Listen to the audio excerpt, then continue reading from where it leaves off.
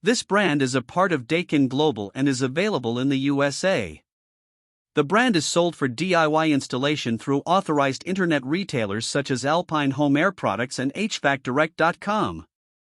All of these heat pumps feature a louvered metal exterior to protect the coil from debris thrown by a lawnmower and from hail, and a specially designed top to minimize noise.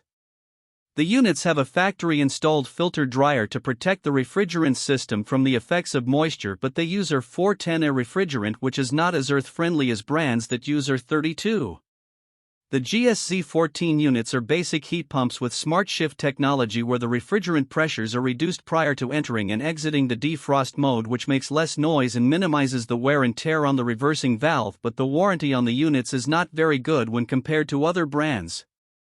The GSZ16 models are a good option in the premium category as they have all the normal features, plus they have the ability to communicate with the other parts of the home's heating and cooling systems to maximize efficiency. They also have a 2-speed condenser fan for less noise and better efficiency.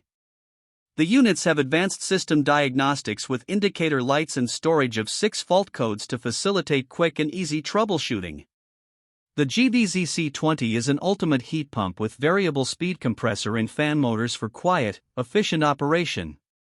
The GSZ16 and HvacRepairGuy models are backed by a very good warranty, including a 10-year total unit replacement guarantee if the compressor fails and a lifetime compressor warranty. They have a field-selectable boost mode that increases compressor speed during unusually high loads to ensure comfort even in unusual conditions. They have a proprietary control software that is designed to maximize efficiency and comfort. This brand receives an overall 5-star top pick rating from HvacRepairGuy. Please share your experiences with this brand in the comments section of the HvacRepairGuy YouTube channel.